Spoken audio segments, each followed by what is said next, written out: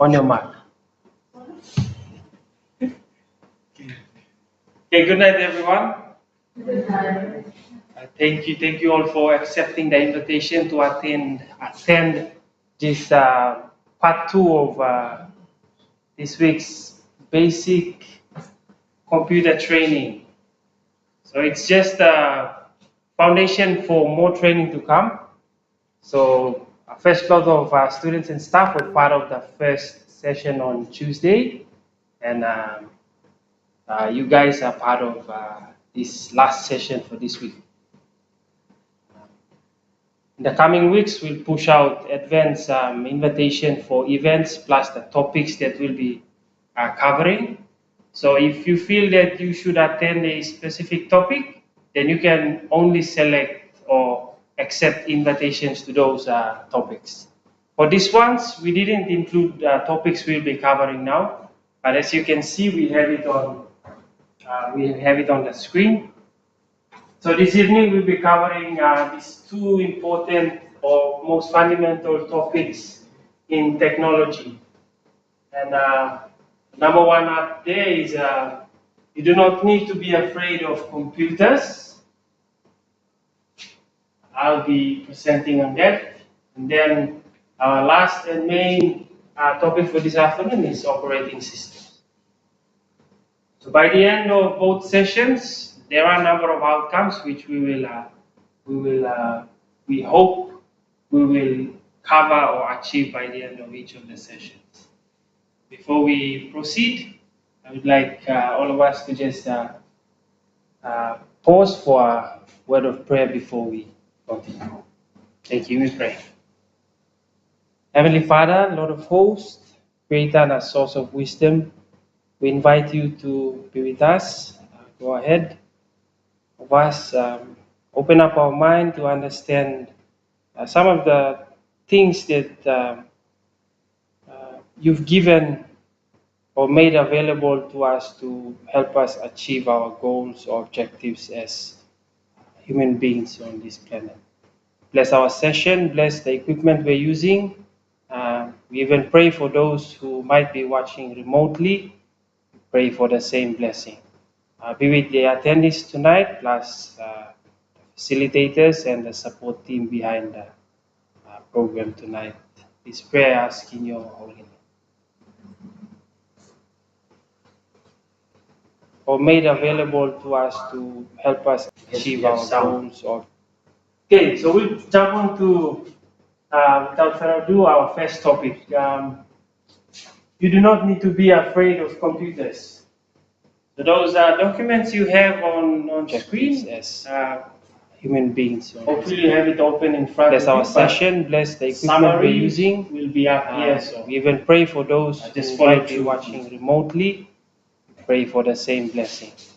Be with the attendees tonight. Learning outcomes. So basically for this topic, and the support team behind we are hoping to achieve three main outcomes. Number one is what the best way is to overcome my fear of computers and technology. Achieve our goals. Number one, number two. So we'll some common myths about technology and computers. Our first topic. And number three, where you do not need to be afraid of computers for free. Those documents you have on screen. Yes. Number one there, what the best way is to overcome open and bless our session, bless the equipment we're using. We even pray for those who might be watching remotely. Pray for the same blessing. Be with the attendees tonight.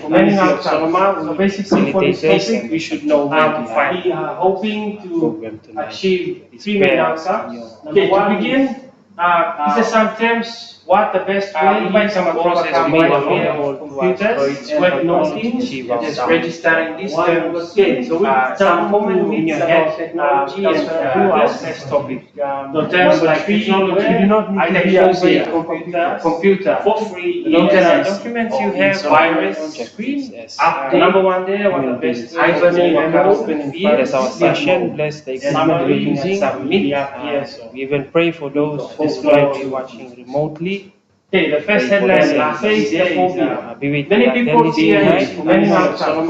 So basically, for education, we should know where to find. Hoping to achieve three main outcomes. There are different types of fears. These are sometimes what the best you might come across as made a label for having fear of computers.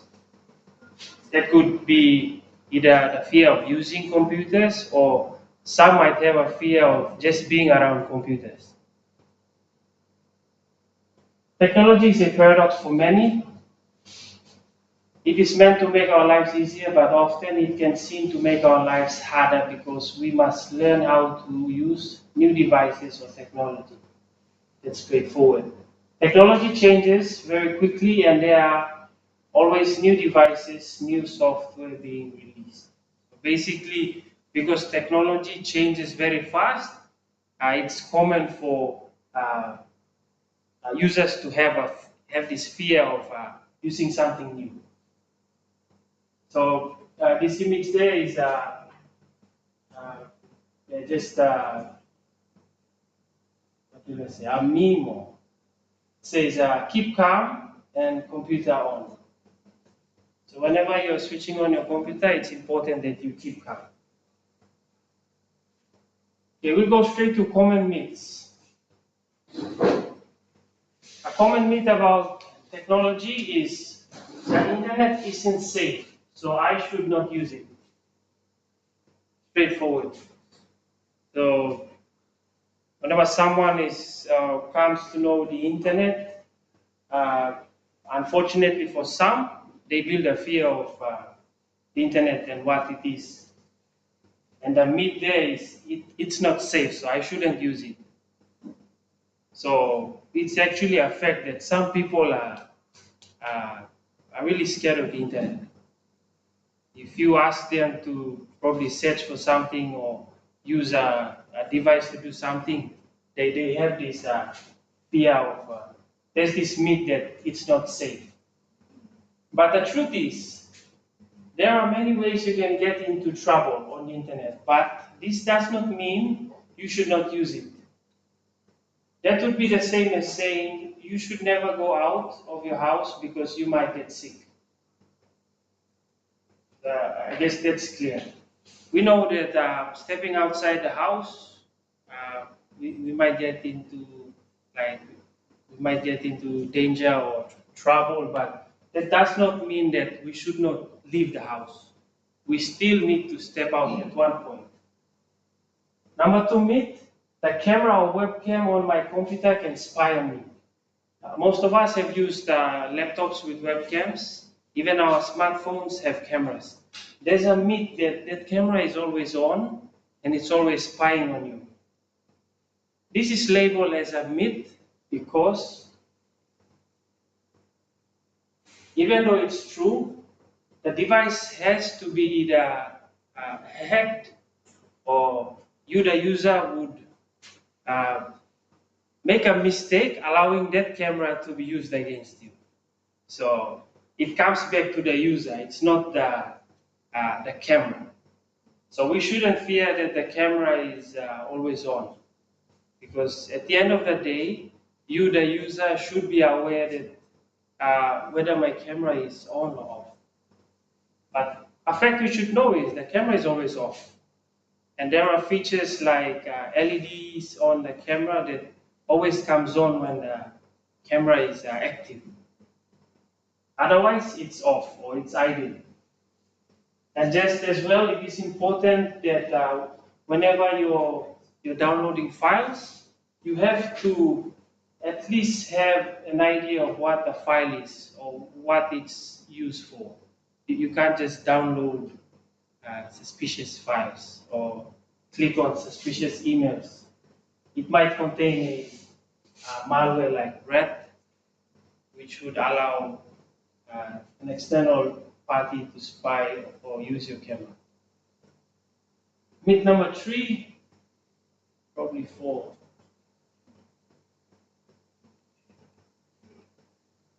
My computer is slow, so I must have a virus.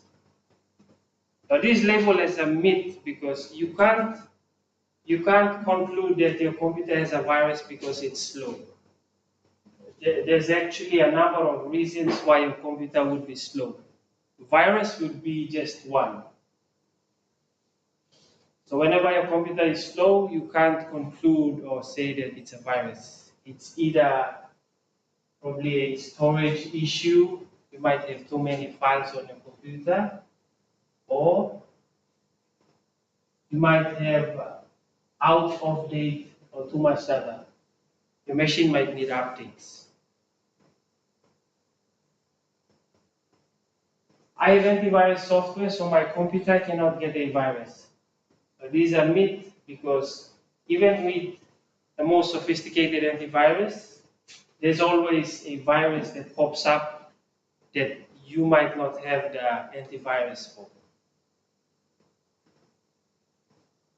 That would be the same as saying you should never go out of your house.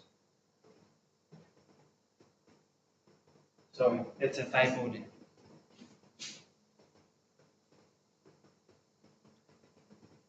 The last myth, the automatic updates cause problem, so I should not do them, or I should turn them off. Automatic updates. With Windows computers, updates is one very common, or even Android. Time of the time we get like notifications like your phone might need an update. So the myth there is updates are not good. I should not update my device. That's a myth because updates are developed to solve problems related to security and system performances. So if you're not updating your device, you are just making your device more vulnerable to risks or dangers. The last myth there is you need to shut down your computer every time you are done. Why is that the myth? Truth behind it is both laptops and desktops have sleep or hibernate modes that allow them use almost no power without completely shutting down. This saves time when you are ready to use your computer again because you don't have to wait for it to completely power up. So this statement is a myth because you shouldn't think that you need to shut down your machine every time. Even though it's advisable that you should shut down, it's a myth because the computer actually never shuts down. Even though you switch it off or you put it to sleep or when the screen is off, it still holds, it's still running with low power, just so when you switch it on the next time, it comes on quicker. If it completely shuts down, it might take longer than normal for it to come back on. So it's actually a myth. You can either shut down your computer physically or you don't have to. It can just hibernate. Okay, we quickly go to our discussion. So can you think of any other things you have heard about computers that might be myth? So Tuesday's group, they came up with some interesting points or myths that weren't listed. So I'm sure there's probably one or two myths you might have about computers or phones. You probably have two. So anyone, any myth, anything you've heard about computers or phones, any device that you're not sure you would like to just raise it so we can at least try to share some light on. Or you probably heard from someone or read online.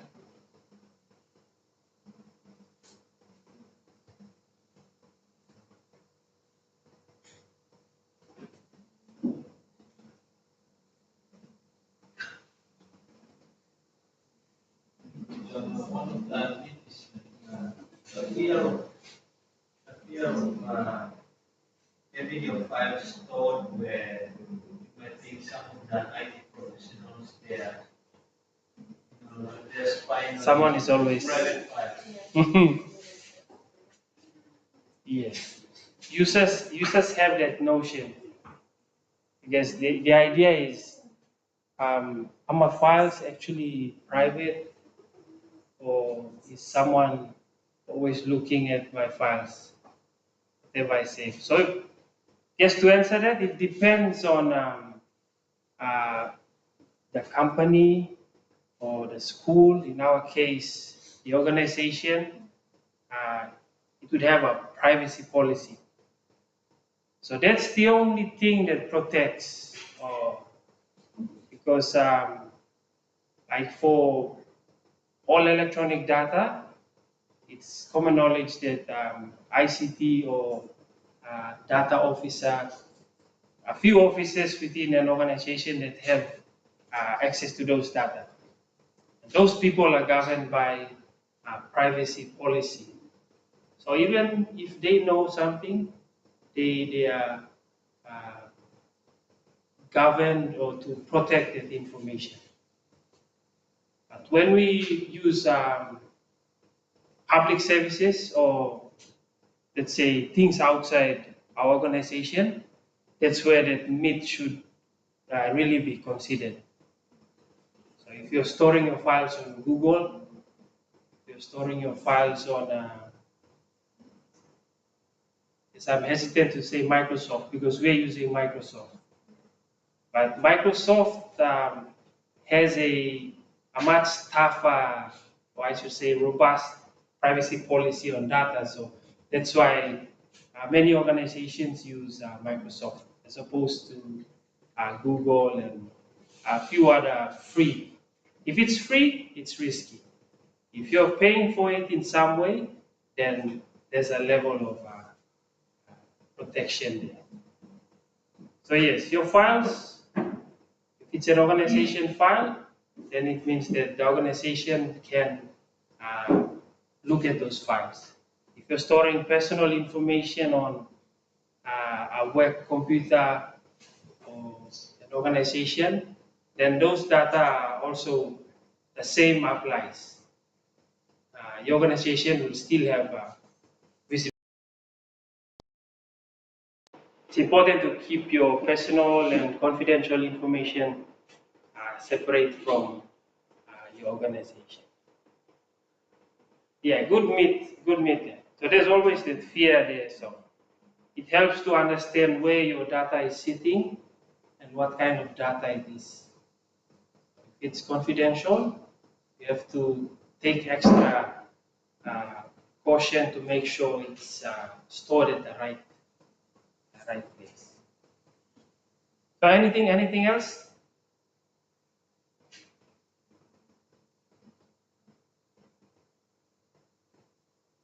Otherwise, good. I guess most of the myths were covered. So, okay, just to close off. Okay, where can I use a computer for free? For free in SAC. So in Sonoma, we are privileged to have a number of facilities that are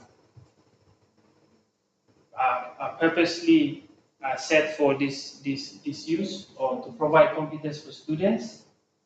The first one there is we mentioned the new library, the project that's currently underway. That's actually one massive project that would make available a large number of computers for students. Because the library will have probably 1 or 2 labs inside, so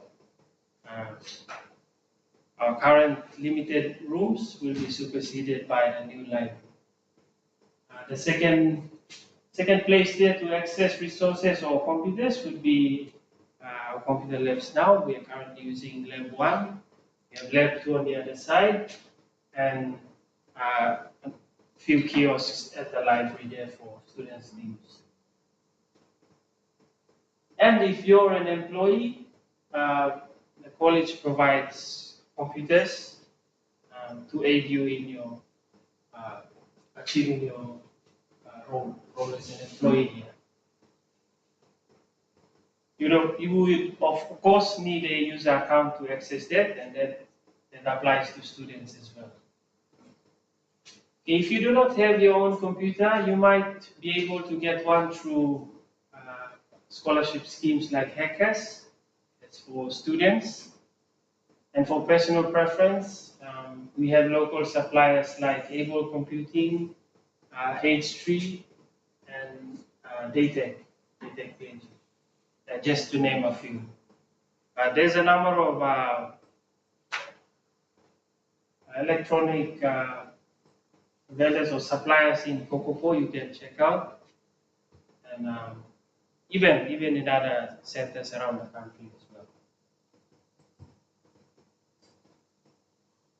I think that brings us to a close on the first topic. So hopefully we've shed some light on a few common myths, and hopefully that helps in helping you overcome that fear of technology or changes in the digital space. So thank you. We'll jump on straight to topic number 2 and continue.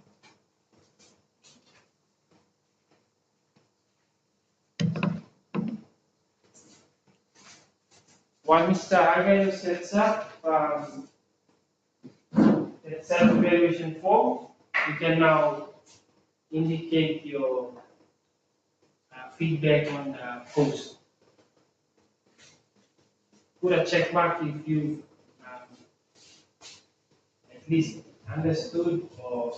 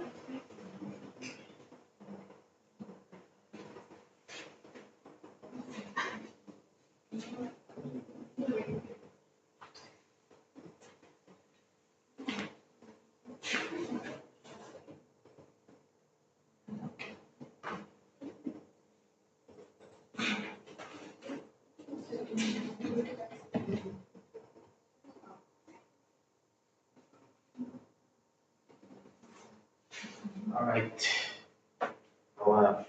While you guys are looking through the first one, mine will be short, I hope, probably 10 minutes. And then you guys can complete the both documents and let us submit it. Okay, the second session for this evening is operating system, or in short, OS. By end of this, you'll know what are operating systems, or I should say different type of operating systems. What can you find on Windows 10? I choose Windows 10 because I have noticed most are using Windows 10. The newer version of Windows is Windows 11. And where to start and navigate, and the last one is check your knowledge. So only 4 points and we should be done. Okay, what is an operating system? Basically, it's a software. One common thing that I normally ask the student when they come into the IT for service, ask them, you have a hardware issue or software issue? And sometimes they get confused. Probably those of us here now will have a clear understanding the main difference between the hardware and the software. So basically, the software allows user to run other applications on the computer.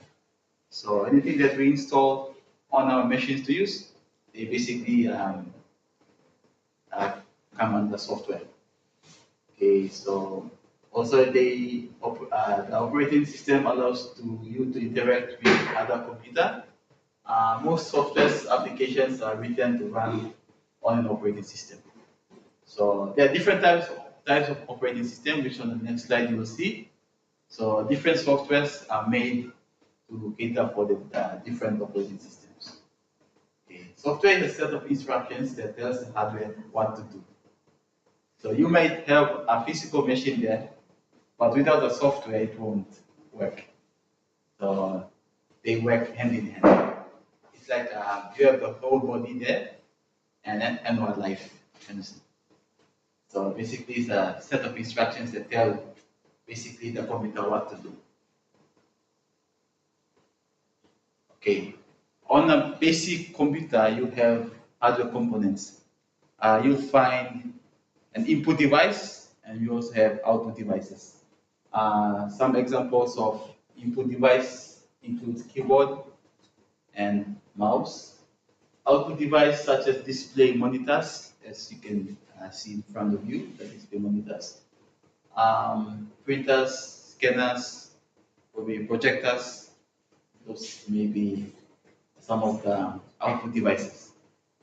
We have network devices as well. Probably at Sonoma, we have many network devices such as modems, routers, and other network connections. Storage device, which I believe most of you are familiar with some of the storage devices, such as internal and external drives. Internal basically is found within a PC or a personal computer or laptop or a desktop. External drives, which you will probably have one or two. And I have it in bracketed. Now we have some cloud storages as well. So they also come under storage devices, or they can be included as some of the place that we can store our files. I've come across these five main operating systems. You may have of Windows, but as you can see here, we have Microsoft Windows, Mac OS X, Linux, iOS, Android. This is iOS is basically used for Apple phones. Android is what a familiar with them, or smartphones to me. Operating system then is called an Android. We have Windows, this is Linux, and the top part there is Mac OS, or basically it's found on Apple products, the MacBook now. It's the same PowerPoint there. Bottom we put on the link. The link is just a short explanation of those five operating systems there. Later you get a copy, you can just have a look at it. Okay. Basically, for a start, we log into our personal machines. We land on a desktop. We have desktop, like we have the common places like desktop. We have documents, pictures, music, video, and download. The first place where we all land on is the desktop. So as you can see in front of the screen, if you can minimize the PDF there. So basically, this is a desktop now. And what can you find on the desktop? And at least you will know some of the main functions of a desktop. So mainly you'll find a recycle bin. Also, you will find some of the folders. Some of the folders are default folders, meaning they are there. Some you will create your own. You also have the taskbar. Taskbar is the long bottom line starting from bottom left all the way to the bottom right. So this is the part here, taskbar. This is the place where when you open an application, it shows the shortcuts there. Also, you have time and date. So this is just basically the front face of our desktop. Yeah. Where to start to navigate? Some of us, we know where we store our files, we can quickly access them. For a start, at the bottom left, you have the Windows icon there. This is basically the main starting point. If you are looking for a particular application that you installed or file that you have recently opened, this is the place to start. So you click start on the bottom left, and then you can start typing in the name of the file or the application you are looking for.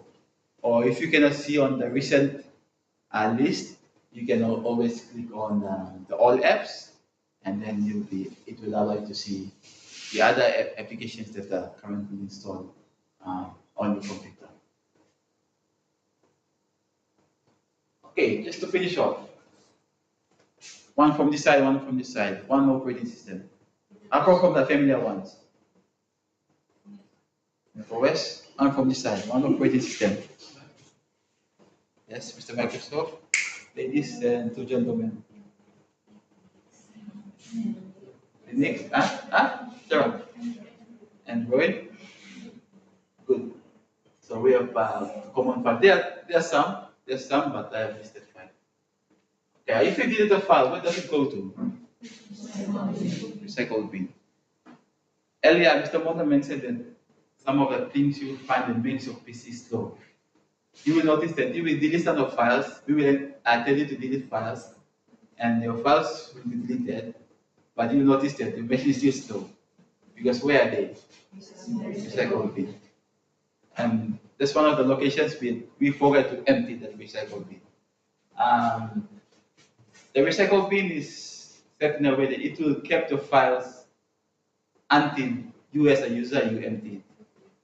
So it's good too because if you accidentally delete a file, it's a place to go and you can restore. So recycle bin too an important part of the OneML. It keeps the files there. Okay, how do you find an application on a computer? Start. Then probably type the name. Yes. Okay.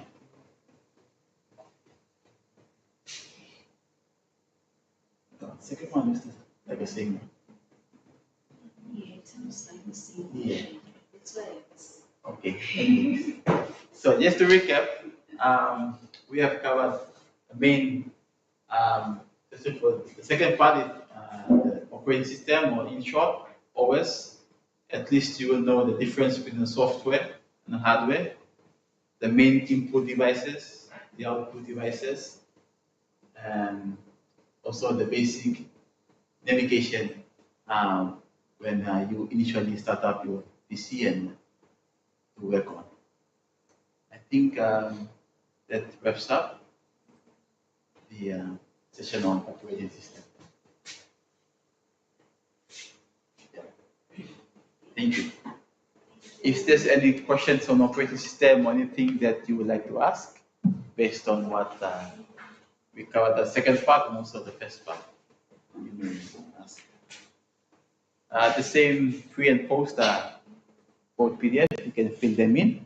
After we are done, you just email it over and then we can go through them.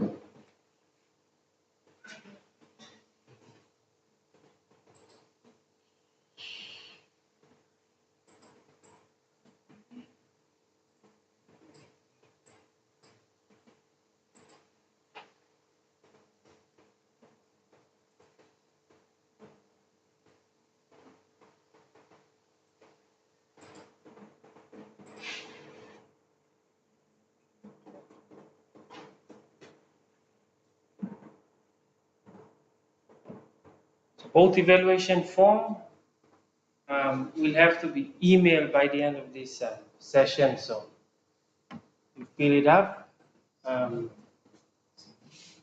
you save that PDF document, and the only way to confirm it's yours is when you attach to email and you send it, we know it's your evaluation form. So that's why there's no part to fill in the name and what. So we're encouraging users to use their email to submit that form. And just as well, that email becomes a record of you attending this session.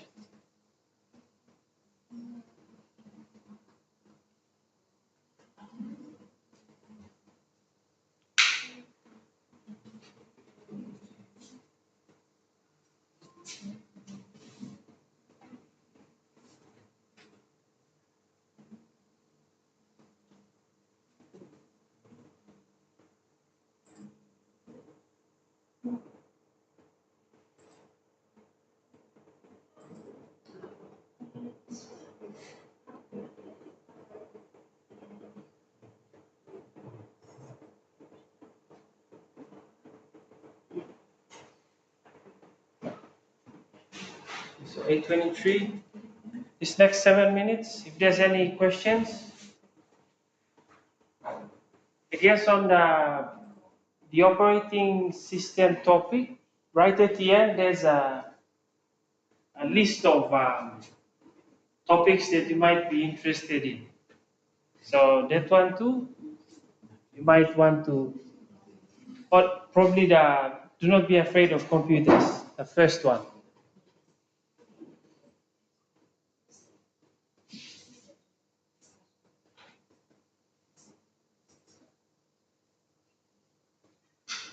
So it's listed under discussion questions.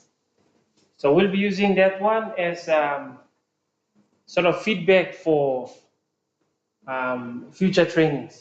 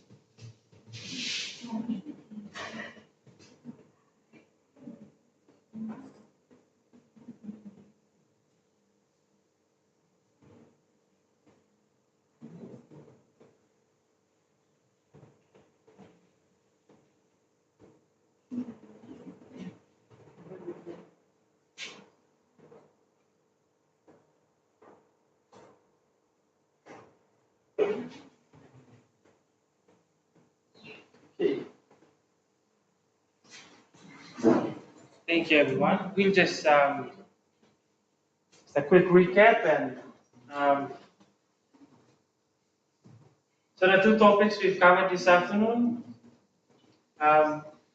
We've identified that we do not have to be afraid of technology, or we shouldn't be afraid of computers. And then Mr. Hagayo took us through what actually a computer is, so operating system. So both topics, we've hoped that by this session we've understood some of the things that we were afraid of, and we have a clearer understanding of the machines or systems that we are using, and hopefully that helps us to overcome our fear of computers. computers. So with that, we'll wind down our session for this afternoon. So we'd like to thank our remote attendees for bearing with us as we ran through both these two interesting fundamental topics. This is just a start. There's a number of trainings that will be coming up hopefully before we close the semester, and we will continue into the second semester as well. So we thank each one of you in this room who have accepted the calendar invite. We've struggled to try make our users sort of be comfortable in using calendars and events, and these past few months, this training session has proven that our users are actually interactive. So we acknowledge and appreciate each one of you this afternoon, and thank you so much for participating in this afternoon's training, and good evening.